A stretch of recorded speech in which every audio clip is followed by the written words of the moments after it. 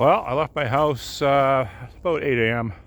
and it's 8:25 a.m. now. So I did 3 kilometers in 25 minutes, and I wasn't going fast because I didn't want to push the bike too hard with the weight and with the cold. I mentioned earlier that yeah, it sucks the juice pretty good, but like it's the heaviest the bike's ever been, and it's never been out in any colder weather. So it did okay though.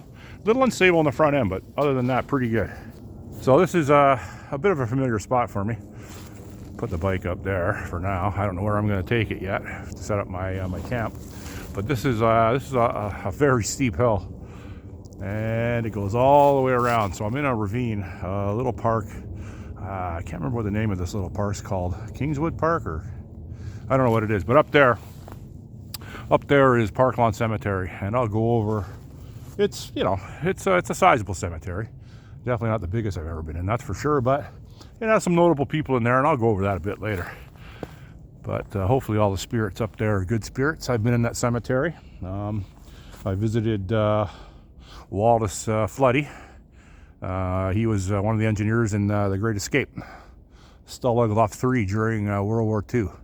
The movie made famous by Steve McQueen, James Garner, Charles Bronson. Charles Bronson actually played Wallace Clark Floody in the movie, and that's where Wallace Clark Floody from The Great Escape is buried up there. He has a nice grave marker. I was there on D-Day this year, June 6th. But that's just a little bit of a tangent. I didn't come here for that, but I came here. I might set up my camp right in this little hollow here, but we'll see. And that's the service road coming in. The gate was closed today, so it doesn't look like any service. Well, service vehicle comes. Obviously, I have a key for the gate, and I haven't seen anyone in here yet, including wildlife. But I'm going to set up my camp. I don't know exactly where yet, but we'll see. Okay, I already got my chair and my table off. I also brought a sling bag today as well. Carry my coffee cup and some camera equipment. So you got to take into account when you come out into the woods and you're doing videos. I have a whole new appreciation for the larger channels like Outdoor Boys, Xander Budnick, Corporal's Corner, Joe Robinette. I have respect for those guys because when they go into the woods for 5-6 days or longer, they have to bring a lot of camera gear with them. I just bring my GoPro. It's a GoPro 12 with medium mod on it. I think the GoPro 13's out now. I only had that for a couple months, but getting the hang of it. And yeah, so I got to unpack the bike. I'm gonna set my tent up in a little bit. Like I said, I'm gonna get my my coffee station set up first. I brought a twig stove today, a solo stove, Titan. It's a small one. And I brought my Soto Windmaster gas stove as well, and I'll use that to get the coffee going. I got the instant coffee, all my food and whatnot's in there. Water's almost frozen. It is cold out, but it is supposed to warm up to -1 today. Right now it's probably around -8. But yeah, I'll just set up. Oh, and I'm wearing a different chest rig today than I normally wear. It's a more compact one. I have my One Tigris carbon fiber phone carrier. Just got this. I'm already loving it. I carry an 1800 lumen light on it. Alternate means of time, just a battery digital analog clock. And what else I got here? I got a 3000 lumen tack light in here. And I got water in here, a couple other things. But yeah, it's just a little smaller for this setup. I don't know, 3 or 4 chest rigs. The one I normally wear is actually a fishing vest, and yeah, it's handy. And in here, these, I carry these on my keychain. I have one on here. I have actually one on my sling bag. They have 4 aspirins in them, just regular bare aspirin. So it's a little bit of a pain if I injure myself, or if I think I'm gonna have a heart attack. That's probably more like it. I'll chew 1 or 2 of these. I never had to do that, but I have them everywhere. I actually have 12 aspirin on me right now. I have 3 of these. They're handy, and I just put them on carabiner so I can bounce them around to different setups. Just thought I'd share that as well. Just going to show you my cooler setup. So, like I was stating earlier, this is it's a mock situation. Obviously, there's no disaster or SHTF going on in Toronto today. It's a normal day, like any other day in Toronto thus far.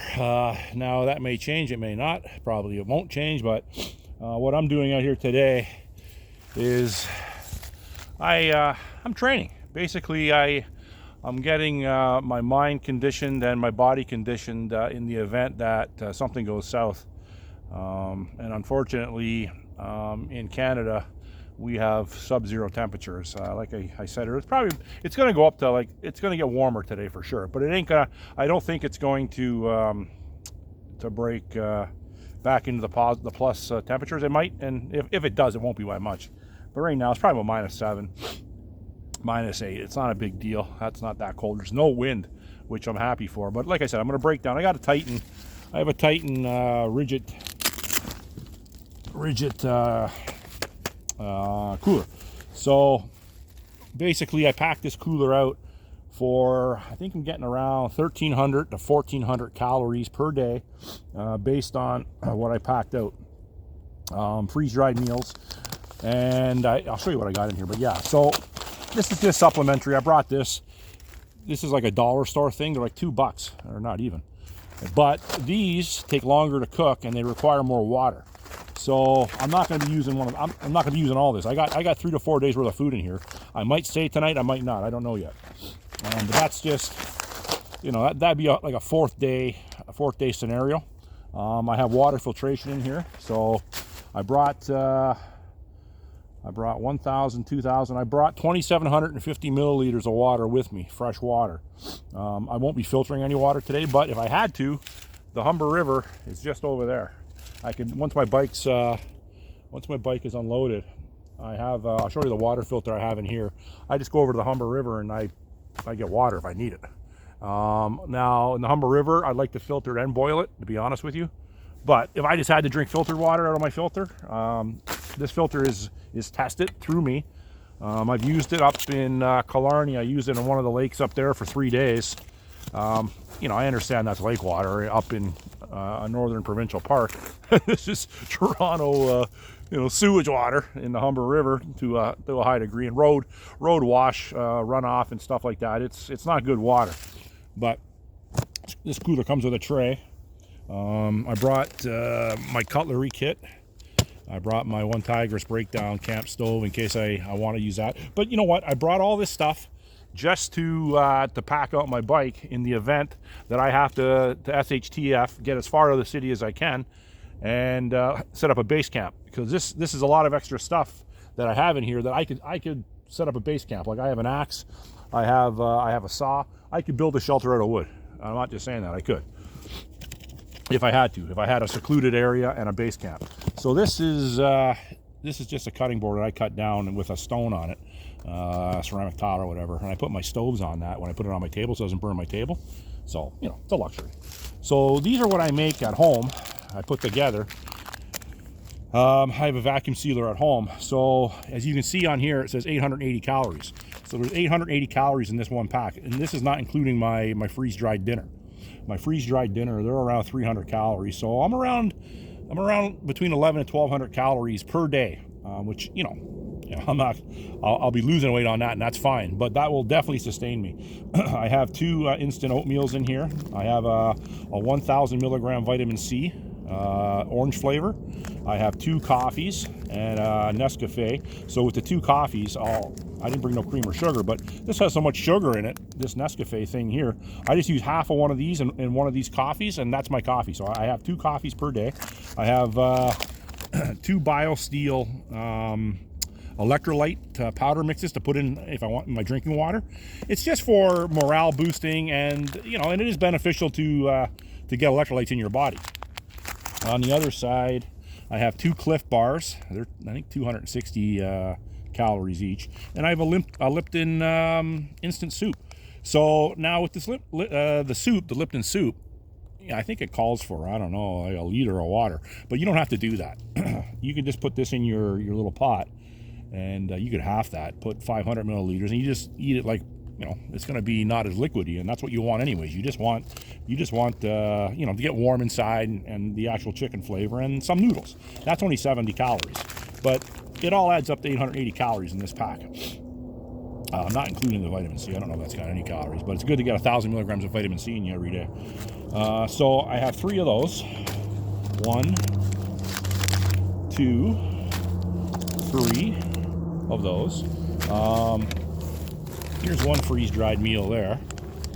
And I have, oops, not that one. And I have 2 more freeze-dried meals in here, including a Mountain House, lasagna, and meat sauce. And what one's this? It's a ReadyWise. I like switching them up to try them out. Now, these things are quite expensive. Of the ones I have here, Mountain House is the most expensive. It's probably the most brand name too, but I believe it's the highest in calories. This is 440 calories. So this is like over, I don't know, like 25 bucks. Like, it's ridiculous. And they taste okay. So in here, there's my Solo Stove Titan. I'll go over that in a bit. My Solo Stove Titan, and I got the 1,800 milliliter pot that came with it, the nesting pot, and I also have my Solo Stove in there too. My gas stove. No, I was just looking to make sure I brought gas. I did. Not much gas. It's almost empty, so yeah, it is what it is. If I have to do it the old-fashioned way with the wood, I will. I brought my gas container for my torch to get the fire going, like I always do. Got my temperature probe here. So right there, it's showing -8. So that's how cold it is out right now, -8. And here's my water filtration system. So let's put this down. So this is a bag system. You can hang it from, it's got a strap on it. You can hang it from a tree, and it's got, you hook it up with the hose at the bottom and the filter. Okay, I don't got it set up, but the hose goes down here, and then the filter, it's gravity fed. And this thing here as well is it's a portable one, so I can just take this and I can drink right out of a river, puddle, whatever, if I had to. And I think I have another one in here. I should. I usually, yeah, I got a couple of them in here actually. So I have actually 3 filters with me. So this is a Life Straw brand, portable. You can put that in a bottle of water into the stream, river, lake, puddle. And so it's a portable one. So I have 3 filters with me. I like building in redundancy, as Corporal Kelly says from Corporal's Corner. His saying is two is one and one is none. I guess it's a Marine saying. I don't know. I live in Canada. I've never been in the military, but he seems to know what he's talking about, and I took that to heart when he said that. So I try to build in redundancy to make sure that in case I lose something. Oh, and also this is a package with a little titanium tripod. It's got like 3 holes in it and a chain if I want to make a tripod out of 3 sticks, any long term, but I don't have to do that. Like I said, I packed all this out to test the limits of myself and the bike for a legit 3 to 4 day, so it'd be 72 or 96 hour bug out. Like, no problem. I could easily go 4 days with this this setup. And this is going to be a cold camp. It's going to be the only fire that I'll have is from my Titan Solo Stove. I'm not going to have a traditional fire, so it's a true cold camp. Stealthy, right? So you don't want, and I didn't bring any steak or sausage or any sort of proteins to grill because, you know, simulation. I don't want the scent to travel. I don't want a whole lot of smoke to travel. So I'm trying to remain stealthy. Now, in an SHTF situation, you don't want to be in the city. I understand that. And anyone that knows the prepping sort of lifestyle or you know, just preparedness in general, you don't want to stay in the city, because especially a large metropolis like Toronto, it's, you know, 3 million people in Toronto, thereabouts, or maybe 2.5 million. I don't know what it is, but it seems like it's going up by 500,000 every year, thanks to Trudeau. But yeah, you don't want to stay in the city. This is not a good place to come if the shit hits a fan, because there's going to be a lot of people surrounded by buildings here. I don't have to worry about the cemetery up there. They're not going to be coming down the hill, I hope. But yeah, this place is surrounded with townhouses and condos. The good thing is a majority of the population doesn't know how to survive. But they might come down into the forest. They might not. I don't know. I'm assuming they would. See, because people are going to think there's people down here. There's game. There's deer running through here. There's coyotes, and there's fish in the Humber. Like I said, I got my fishing rod with me. So if I had to go over and throw a line in, it's got a little tackle kit in there too. I could catch something. You know, it might be a sucker or a carp. Yeah, if you're hungry, you'll eat it. You know, a nice salmon or rainbow trout would be nice, or a pickerel, but you know, you can take what you get. But on a serious note, yeah, it's to bug out in the city. It doesn't make a lot of sense. This is just to get, like I said, get my mind programmed and my weight down. It's exercise for me too. It's mentally stimulating. It's physically stimulating, and you know, it gets me out into the wilderness in Toronto. I will be going up north soon. I don't know when, but it'll probably be soon. Maybe after Christmas, maybe in January. I'll go up to somewhere, and I'll do a minimum 3-4 night solo camp. That won't be a cold camp, I don't think. That'll be. I'll obviously have a, you know, a regular fire, because that keeps you warm. It's just morale boosting. Like me sitting here in -8 right now with no fire, it's not morale boosting. It's you know, I'm not really cold. I'm dressed for it. And it's, you know, -8's not that cold anyways, and it's not windy, so it's no problem. But anyhow, yeah, so I'm going to set up my coffee, and I'm going to unpack the rest of my bike. I'll go over that with you.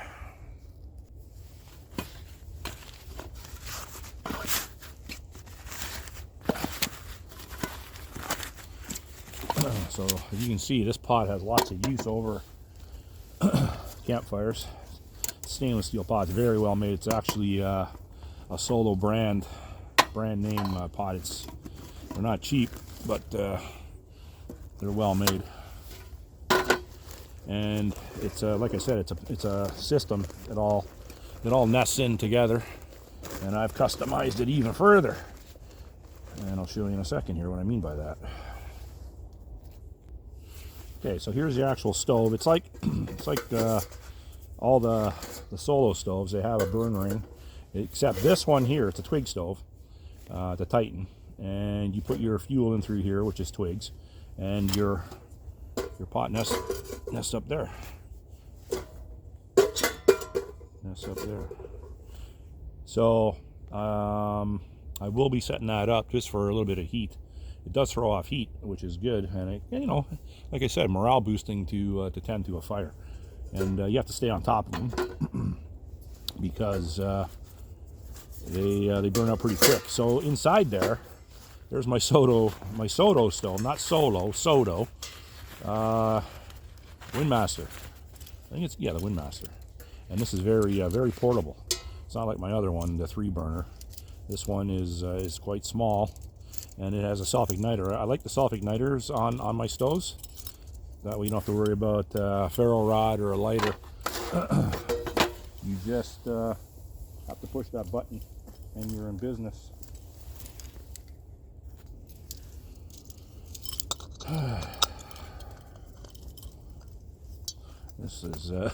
This tank is almost empty. I hope it ignites. Hope there's enough gas in it. See, I have bigger ones too, but I want the small one today.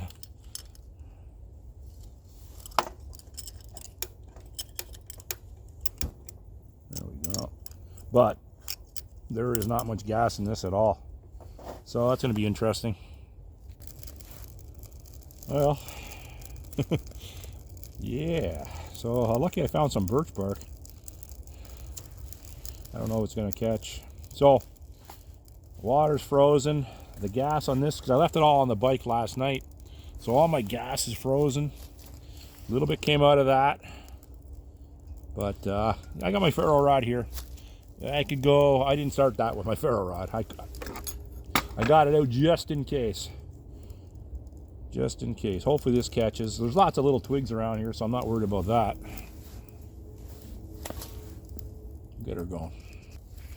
That birch bark. There's a birch tree that's on the ground over there. That's where I'm getting my bark from, so that's not too far to go get it. But yeah, you can see the natural resins and oil in the birch bark. Like, look at the black smoke it's kicking out of there.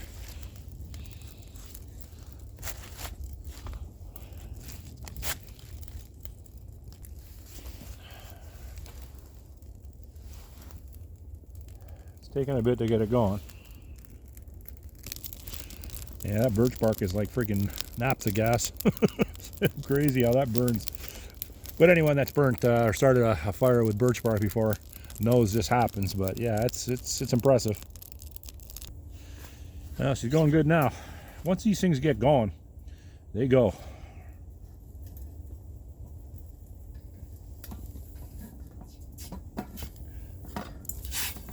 Like, excellent. Yeah, love the way these things burn. But it's almost coffee time. I'm about due.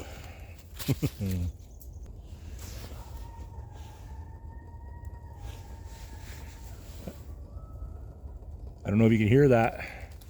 That's coyotes howling. They're close. I'm in their territory. So I don't care. I gotta get my coffee, coyotes.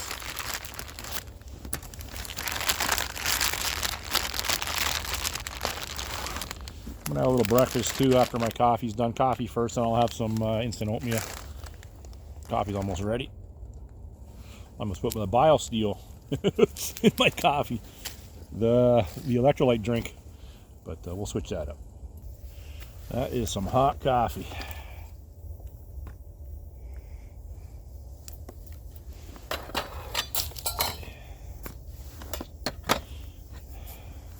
So one package of Taster's Choice instant coffee and half a package of this Nescafe stuff. Let's see how it tastes.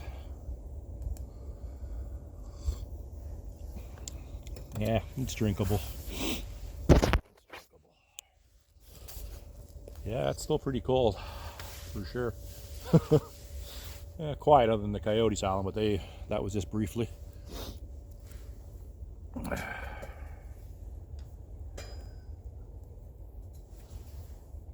Just gotta locate my. Okay, so in here I have an 8x36 Vortex monocular.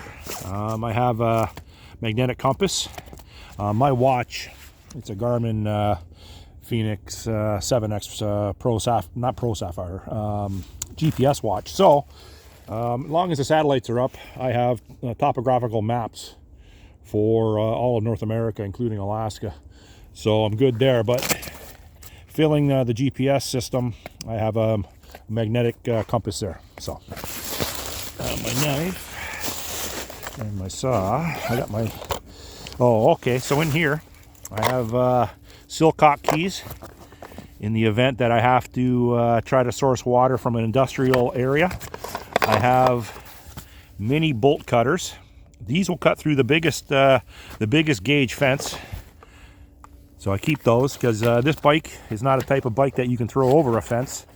You got to go through a fence. And I have tested the bolt cutters on fence, but it was scrap fence. It wasn't. I'm not cutting holes in people's fences or business fences or anything like that. It was scrap fence, and trust me, those bolt cutters go through the heaviest gauge of fence. Got my little silky pocket boy out back. I got to cut some wood up. And here I got a multi-tool. I got my axe and my batoning knife stone so I can sharpen. I got some wet naps here. I got some gauze. I got some blister tape in case I get a blister. Then I got a bunch of stuff in there, and I'll go over all that when I get to that point if I stay over. So I'm not going to stay over. No sense setting all this up, but we'll see. Fire's going good finally. But I want to put some bigger diameter sticks in, so I can't break them with my hand as easy, so I gotta cut them up. I'm gonna get my bike set up right over here, because right over here there's a path and people are walking through with their dogs. So if I set my bike up right here with my camo cover on, that'll give me some stealthiness there. So I'll do that right now. Okay, so like I said, there's a path over there. Now there's an uprooted tree here too. If I didn't have a shelter at all, people that know bushcrafting much better than me, you could set up a nice shelter in there too. You could have your back to the tree roots and fire in front of you. But I'm in a public park down here, so there's no, I'm not going to have any active fires. But yeah, so people are starting to come out now walking their dogs, and they're coming along this path here. I've seen quite a few now, including a couple bikes. So now that looks a bit better. So my chair is behind there with the back to the tree. So that's a little more stealthy, a little less obvious, which is good. So if I do pitch my tent will be right in there. So that'll be quite visible, but most people are just going to think I'm homeless. And I don't think the police will come down here. Karens can call all day long, 15 Karens, and I don't think the cops would come here. If they do, no problem. I have nothing to worry about. Check me out. No problem, but yeah. So a little more stealthy. Now I'll get back to my coffee. Oh, and one thing I want to point out too. On my chest rig, I already pointed that out. That's for my phone. But I also have a hand warmer that attaches to the molly. So when you take your gloves off to do high dexterity work, your hands get cold, which my hands are cold right now. So I just put them in here, and I got a hot pot, or what are these, hot hands, whatever you call them. This one I put in last night at 8 o'clock, so it's getting a little tired. So I got more in that that bag down there. I have more of these, so I'm gonna put one in. But yeah, this is my kit. So like I said, it just attaches to the molly at the bottom, and it's a perfect spot to get my hands in it. And my hands are big, and this is a good one. It fits in no problem. But yeah, that's handy as all get out. Okay, so bit of a pack explanation here. Emergency radio with weather channel, and it's also a 5,000 milliamp charger. It's at 85%. I know that now. It's got a little solar thing on it too, and it's got a crank. That's pretty much useless. But it will charge your cell phone if need be. Got my SA5 bushcraft batoning knife. Love that. Redundancy little knife. And I also have my EDC over there. Pillow, blow up pillow. Tent light. This thing lasts forever. It's a USB-C chargeable light with 4 or 5 different levels of brightness. Beautiful light, well made. Supplemental downfill blanket. There's my cot system, and underneath, and I got a little tarp here. And I got my my extra pair of socks, extra pair of underwear. I got my toiletry kit here in the event of having to do number 2. I got a supplemental battery bank in there, and I have my 28-watt solar panel. I'm not gonna need it for this trip. I'm just packing it out to demonstrate what it would take to get through a 72-hour plus SHTF. But that panel folds out, and I could charge everything that I have with me today. I could charge everything with that directly from the solar panel, but I would charge the power bank. The power bank is supplemental power bank's 30,000 milliamps. It's a good one. Charge it many times with that solar. That solar panel is one of the best on the market. What's the name of that one? 28 watts. Oh, it's called Big Blue. Love it. I have others. I have a 220-watt solar panel at home, a 128-watt solar panel to charge my solar chargers, my large ones, my 1500 watt hour, 1500 plus watt hour solar chargers. I got a couple of those at home, but they're 50 pounds each. You don't bring those unless you're car camping or RV camping. I just noticed on one of my videos, someone mentioned, why don't I hook up a trailer to this bike? I thought about that, of course. But when you have a trailer, you're bringing extra stuff and more weight, and it's going to kill the battery, it's going to kill the bike, and I can't get my e-bike in the spots with a trailer that I can go now. Like, to get a trailer up here, yeah, I could have done it. I'm up a bit of a hill, and I went over some logs to get it up here, but with a trailer, yeah, I just would have brought more stuff that I'm not going to use. So, but yeah, the trailer, if you want to bring bigger stuff, yeah, the trailer, of course. I looked into them, and who knows, I might get one, I don't know. But right now, I'm already carrying too much stuff. Next thing you know, I get a trailer, and I'm bringing one of my 50-pound solar chargers. So where does it stop? Or where does it end, I should say. So, yeah. So I got to get another hot hands out of here. I got 8 hot hands in here as well. They're single packet. They're singles. Figures I picked the side, put my underwear on. So yeah, these things here. There's only one in, but they're large.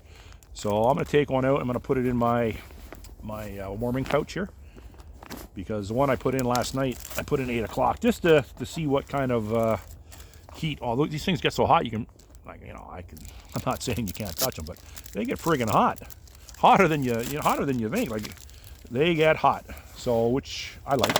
So, brand new one I'm gonna put in here, and this should last me till, I don't know, till midnight tonight. They say 18 hours, but I don't know about that. I gotta watch this fire. This fire burns down so quick. Yeah, these solo stoves, like I said before, and this one here, this one's for cooking. But yeah, if you don't tend to these they go out quick. And yeah, and I don't want to keep on having to light a fire, because that makes me go around looking for tinder, and there is a big birch tree there, like I said. So, but anyhow, I got to keep that fire going.